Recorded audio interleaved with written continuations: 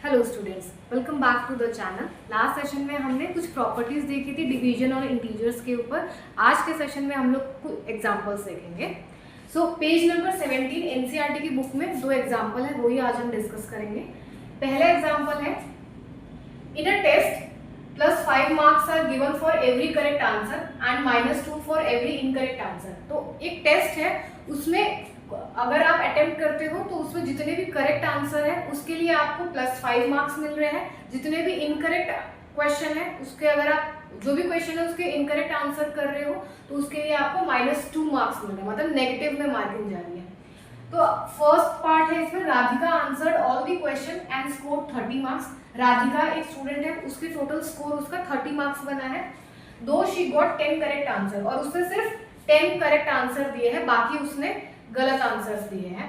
तो हमें ये बताना है how many incorrect answer have they attempted. इसमें दो पार्ट है। पहले केस में राधिका ने सारे क्वेश्चन अटेम्प्ट करे हैं जिसमें से सिर्फ 10 करेक्ट है और उसको 30 मार्क्स मिले हैं। सेकंड पार्ट में क्या है, जया ने भी सारे क्वेश्चन अटेम्प्ट करे हैं और उसको -12 मार्क्स मिले हैं और उसने सिर्फ 4 करेक्ट आंसर करे हैं। तो हमें ये बताना है दोनों पार्ट में कि कितने नंबर ऑफ क्वेश्चन दोनों स्टूडेंट्स ने इनकरेक्ट करे हैं।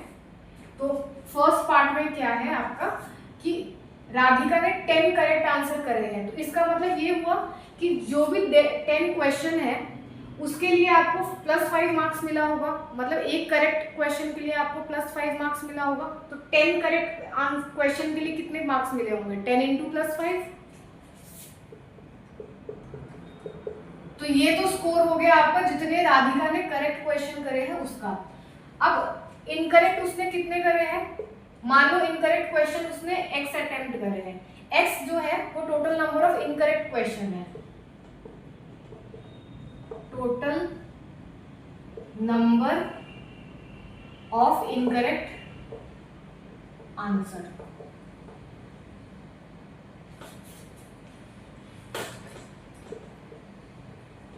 ओके, और एक क्वेश्चन के लिए, एक इनकरेक्ट क्वेश्चन के लिए आपको -2 मार्क्स मिल रहे हैं। तो x इनकरेक्ट क्वेश्चन के लिए कितने मिलेंगे, -2 × x, है ना। जैसे हम बोलते हैं कि एक पेन का प्राइस जो है वो 2 रुपए है, तो 2 पेन का प्राइस कितना होगा, 2 × 2। वैसे ही x इनकरेक्ट आंसर का जो स्कोर होगा वो क्या होगा, -2 × x। तो यहाँ पे -2, और टोटल स्कोर क्या गिवन है राधिका का, 30 मार्क्स। टोटल वो 30 मार्क्स स्कोर कर रही है, तो 30।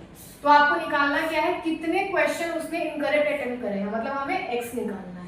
तो यहाँ से आप x निकाल लोगे। ये एक लीनियर इक्वेशन है। लीनियर इक्वेशन में क्या होता है, आपका एक वेरिएबल होता है, बाकी नंबर होते हैं, और आपको उस वेरिएबल की वैल्यू फाइंड आउट करनी होती है। पहले आप इसे सॉल्व करोगे, 10 × +5 क्या होता है, 50 +50 होगा, बट क्योंकि पॉजिटिव इंटीजर है तो मैं 50 लिख सकती हूँ। और x × -2 क्या होगा, मल्टीप्लीकेशन करोगे क्या होगा, x × -2। पहले आप 2 × x करो, 2x, और साइन क्या आएगा, माइनस का, क्योंकि x का साइन प्लस है, 2 का साइन माइनस है, तो प्लस × माइनस माइनस, तो -2x और = 30। अब यहाँ से मुझे x की वैल्यू निकालनी है, तो मैं क्या करूंगी, x को मैं, ये -2x है, मैं इसे पॉजिटिव बना लूँ, ये छोड़ो, इस -2x को यही रहने दो, मुझे x की वैल्यू निकालनी। तो मैं क्या करूंगी, इसके अलावा जो भी टर्म है ना इधर लेफ्ट हैंड साइड में, वो मैं राइट हैंड साइड में शिफ्ट करूंगी। तो यहाँ से आपके पास आ जाएगा -2x = 50, उधर चला जाएगा राइट हैंड साइड में। तो जब यहाँ प्लस था 50, तो =2 के साइन के उधर जाने पर साइन चेंज हो जाता है, तो यहाँ पर +50 था तो उधर जाकर वो -50 हो जाएगा और +30, ठीक है। और यहाँ से आपके पास आ जाएगा, इसे सॉल्व करो, -50 + 30 कैसे सॉल्व करोगे, जैसे हम दो इंटीजर का एडिशन कैसे करते हैं वही रूल आप अप्लाई करोगे। यहाँ पर साइन जो है वो डिफरेंट है, ये माइनस है प्लस, तो ऑपरेशन क्या होगा, सब्ट्रैक्शन। बड़े में से छोटा नंबर आप सब्ट्रैक्ट करोगे, 50 में से 30 के 20, और साइन किसका आता है, बड़े वाले इंटीजर का। तो 50 यहाँ पे बड़ा इंटीजर है तो इसका साइन माइनस। तो यहाँ से आपको x निकालना है, तो x क्या आएगा। अब यहाँ पर देखो, यहाँ पर 2x है, तो 2 × x मल्टीप्लीकेशन में है, जैसे ही मल्टीप्लीकेशन इक्वल्स टू साइन के दूसरे साइड में शिफ्ट होता है तो मल्टीप्लीकेशन डिवीजन बन जाता है। दैट मीन्स जो यहाँ पर 2 है वो यहाँ पर आ जाएगा -20/2, मतलब डिवाइड में आ जाएगा, डिवाइजर बन जाएगा, जैसे ही वो इक्वल्स टू के उधर साइड में शिफ्ट होगा। तो यहाँ से इसे सॉल्व कर लो। -20 डिवाइड बाई 2 क्या होता है, दो इंटीजर का डिवीजन हमने पढ़ा था लास्ट टू लास्ट सेशन में। तो जब आप इसे सॉल्व करोगे तो ये आ जाएगा 2 10 से 2 को डिवाइड करोगे, 2 डिवाइड करेगा 20 को तो 10 आएगा। और साइन किसका आता है, यहाँ पर साइन जो है वो ऑपोजिट है, 20 का -1 है, माइनस है और 2 का पॉजिटिव है। तो जब भी साइन अपोजिट होते हैं डिवीजन में तो फाइनल आंसर का साइन क्या आता है, नेगेटिव, तो -10। एक सेकेंड, ये साइन एक्चुअली -2 है ना ये, तो माइनस माइनस तो कैंसिल हो जाएगा, सेम साइन है 20 और 2 का, तो माइनस माइनस प्लस होता है, तो साइन इसका पॉजिटिव आएगा। +10 लिखो या 10 लिखो, ओके। तो इसका मतलब राधिका ने टोटल 10 इनकरेक्ट आंसर दिए हैं। 10 तो उसने करेक्ट दिए थे और 10 उसने इनकरेक्ट आंसर दिए हैं। तो ये राधिका का था। अब नेक्स्ट पार्ट में हम जया का निकालोगे कि कितने क्वेश्चन उसने इनकरेक्ट दिए हैं। सेम ही आप ये अप्लाई करोगे, सेम ही कॉन्सेप्ट अप्लाई करोगे। यहाँ पे क्या चेंजेस है, अब यहाँ पे मैं क्या ले लेती हूँ, यहाँ पे दूसरा वेरिएबल चलो ले लेते हैं, यहाँ पे y ले लेते हैं। और y क्या है आपका, total number of incorrect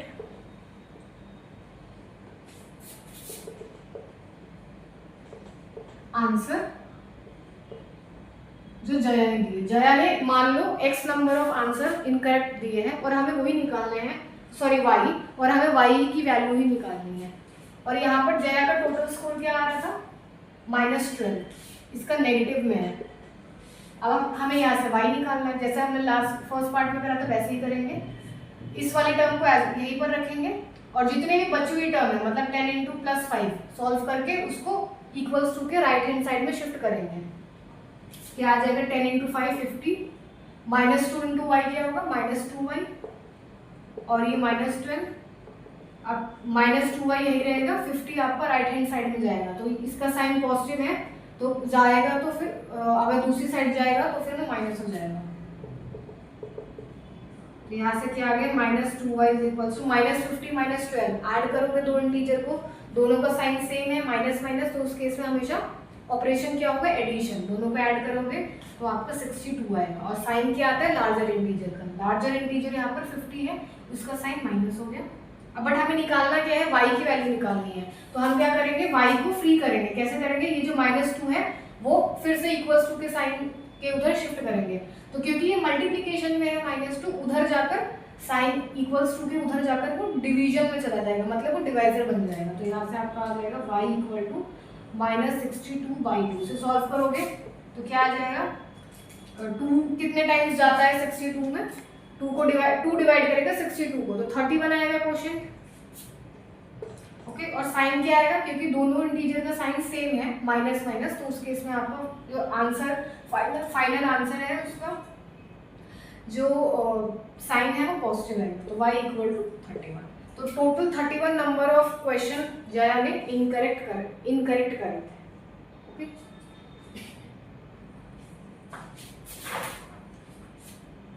so next example है,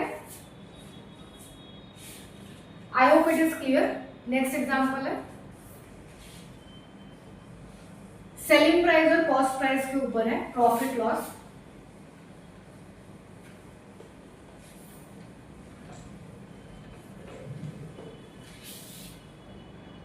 Example 3.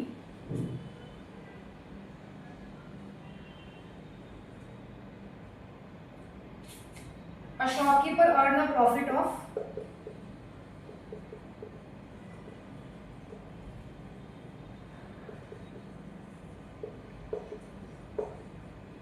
₹1 by selling 1 pen.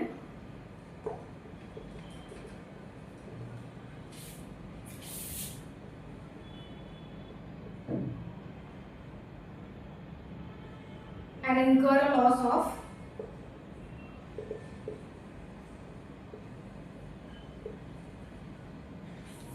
₹40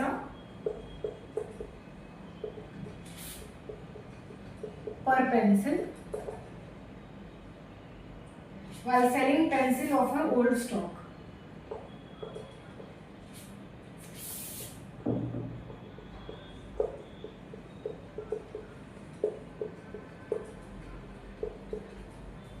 old stock. In a particular month, first part में गिवन है हमें in a particular month she incurred a loss of ₹5.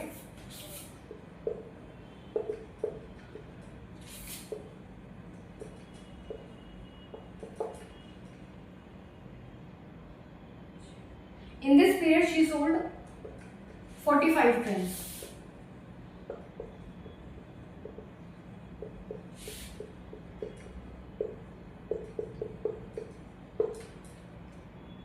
How many pencils did she sell in this period?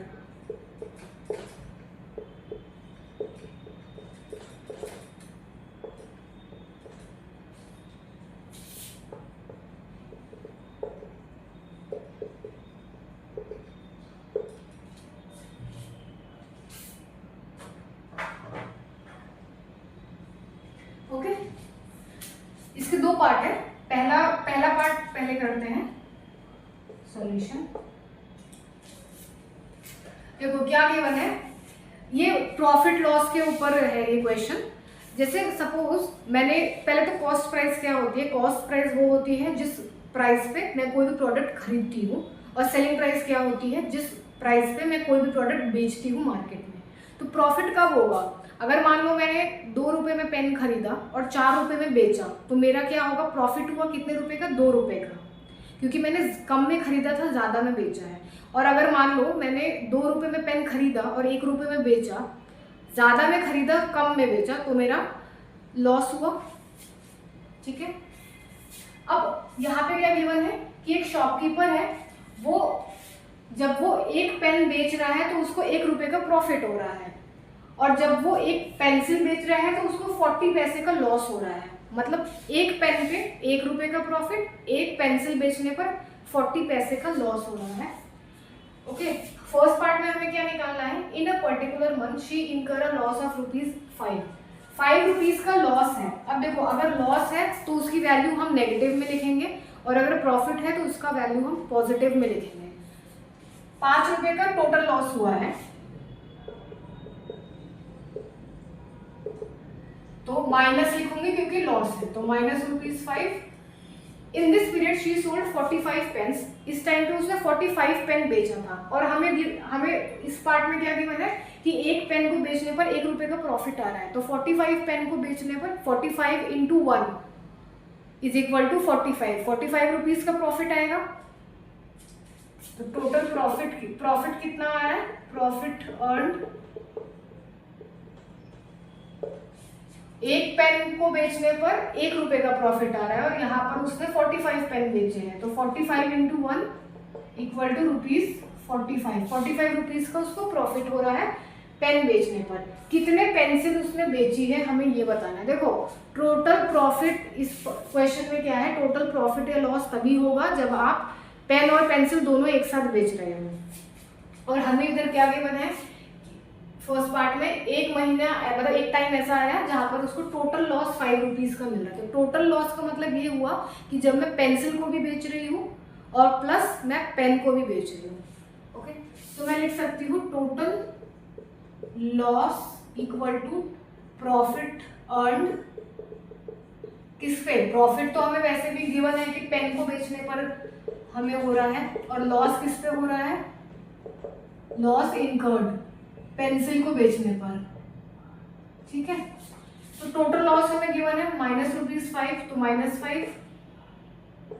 Profit कितना आ रहा है, 45 rupees का, 45, और loss कितना आएगा, हमें क्या बताना है, कितना पेंसिल वो बेचेगा। हमें पहले इस पार्ट में गिवन ही है कि पेंसिल को बेचने पर लॉस ही हो रहा है, कितने रुपीज का, 40 पैसे का।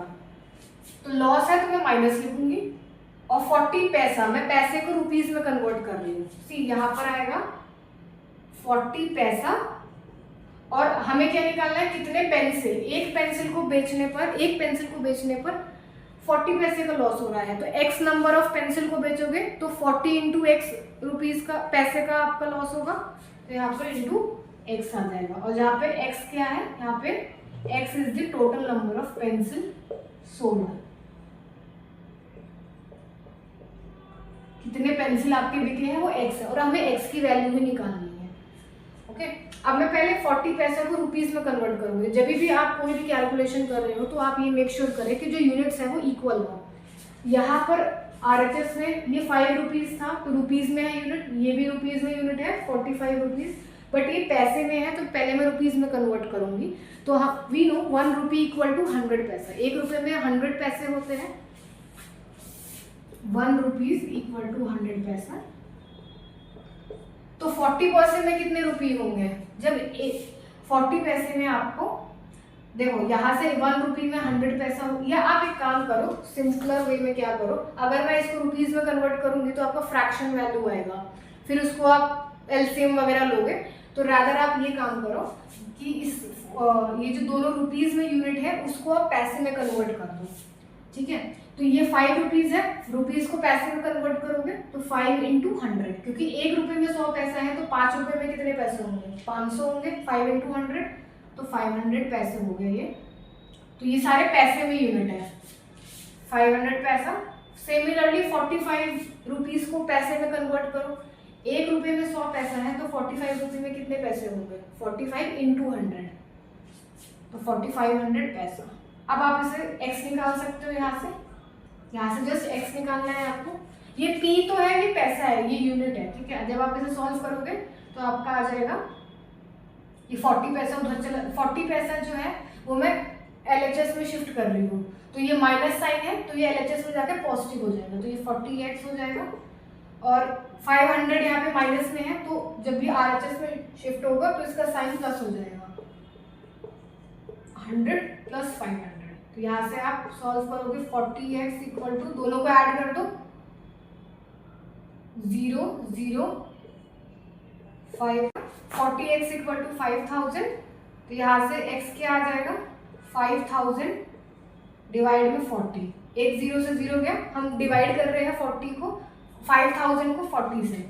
यहाँ से 4 1 जा 4 और ये क्या आएगा वैल्यू? 4 1 जा 4, 10 बचेगा, 4 2 जा 8, 2 बचेगा 20, 4 5 जा 20। तो यहाँ से x क्या आ गया? 125। इसका मतलब 125 पेंसिल बिके हैं उस मंथ में, और हमें यही निकालना था। I hope it is clear. इसके सेकेंड पार्ट में हमें गिवन है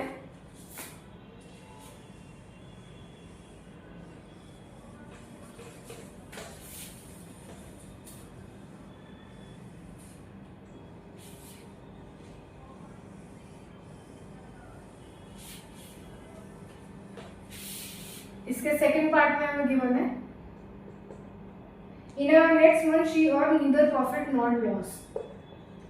अगले मंथ में उसने ना ही प्रॉफिट हो रहा है ना ही लॉस।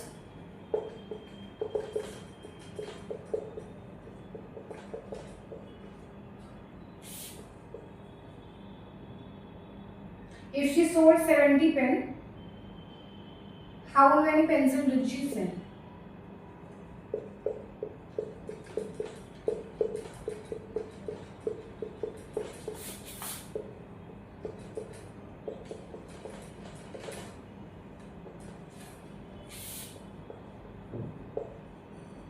ओके, तो इसमें क्या है आपका नेक्स्ट मंथ में क्या हो रहा है कि वो ना ही उसको प्रॉफिट हो रहा है ना ही उसको लॉस हो रहा है। इसका मतलब ये हुआ पेन को बेचने पे जो प्रॉफिट हो रहा है प्लस पेंसिल को बेचने पे जो लॉस हो रहा है वो टोटल इक्वल टू 0। ना प्रॉफिट हो रहा है ना लॉस हो रहा है तो इक्वल टू 0। तो यहाँ पर क्या इक्वेशन बनेगी? टोटल प्रॉफिट इस पे आ रहे हैं, हमें गिवन है क्वेश्चन में ही पहले से गिवन है कि हमें पेन को बेचने पर ही प्रॉफिट आ रहा है प्लस टोटल लॉस जो हमें पेंसिल को बेचने पर आ रहा है वो क्या है? 0 है, क्योंकि नीदर प्रॉफिट, ना ही उसे प्रॉफिट हो रहा है ना ही उसे लॉस हो रहा है। अब हमें ये गिवन है कि मान लो हमें अब वो 70 पेन को बेच रही है। 70 पेन को अगर बेच रही है तो उसका टोटल प्रॉफिट क्या होगा? क्योंकि यहाँ पे हमें गिवन है एक पेन को बेचने पर 1 रुपये का प्रॉफिट है, तो 70 पेन को बेचने पर 70 रुपीज़ का प्रॉफिट होगा। तो टोटल प्रॉफिट आपका क्या होगा? 70 रुपीज़। ये वैल्यू आ गया टोटल प्रॉफिट 70 रुपीज़। अब इसको पैसे में 70 रुपीज़ हो गया और इसको पैसे में कन्वर्ट कर दो। 1 रुपये में 100 पैसे होते हैं तो 70 रुपीज़ में 7,000 पैसे होगा। तो ये आपका टोटल प्रॉफिट हो गया। हमें क्या निकालना है, कितनी पेंसिल उसने बेची है। सी नंबर ऑफ पेंसिल कैसे निकलेगी, जब मैं टोटल लॉस देखूंगी पेंसिल को बेचने पर, सारी पेंसिल को बेचने पर, डिवाइड बाई एक पेंसिल को बेचने पर कितना लॉस आ रहा है। ठीक है, तो पहले मैं ये देखूंगी कि टोटल लॉस कितना है। टोटल लॉस कितना बनेगा, टोटल लॉस कितना बनेगा, सेम यही बनेगा। क्यों, क्योंकि हमें गिवन है कि ना तो वो प्रॉफिट हो रहा है ना ही उसे लॉस हो रहा है, या ये कह ले कि जितना प्रॉफिट हो रहा है उतना ही लॉस हो रहा है। और कितना प्रॉफिट हो रहा है, हमें 7,000 पैसे का हमें प्रॉफिट हो रहा है, तो कितना लॉस होगा, सेम अमाउंट का ही लॉस हो रहा है। अब क्योंकि लॉस है तो मैं माइनस लगाऊंगी। ओके, हमें क्या निकालना है, कितने पेंसिल उसने बेचा। तो ये कैसे पता लगेगा, अगर मैं टोटल लॉस में को डिवाइड कर दूं मैं एक पेंसिल के बेचने पर जो लॉस आ रहा है, तो मेरा टोटल नंबर ऑफ पेंसिल निकल जाएगा। तो टोटल पेंसिल क्या होगा, total pencil sold equal to जो भी आपका टोटल लॉस है ऑल पेंसिल, सारे पेंसिल पे जितना आपका लॉस बन रहा है, डिवाइड में total loss on one pencil, एक पेंसिल के बेचने पे जो लॉस बन रहा है। तो ये क्या आएगा, -7,000। और एक पेंसिल के बेचने पर कितना लॉस आ रहा था, 40 पैसे का। तो क्योंकि लॉस है तो मैं माइनस लिखूंगी 40। अब आप इसे सॉल्व करोगे तो क्या आएगा, 4 1 जा 4, 3 बचेगा रिमाइंडर 30, 4 7 जा 28, 2 बचेगा रिमाइंडर 20, 4 5 जा 20। तो ये 175 आ गया। तो यहाँ से आपके पास टोटल पेंसिल सोल्ड जो आ गई वो 175 आ गई। ओके, तो यही हमें निकालना था। यहाँ पर प्रॉफिट लॉस और कॉस्ट प्राइस, सेलिंग प्राइस, इनका कॉन्सेप्ट लगना था। So students, that's all for the today. If you have any doubt, you can replay the video or you can mention it in the comment box. So thank you for joining.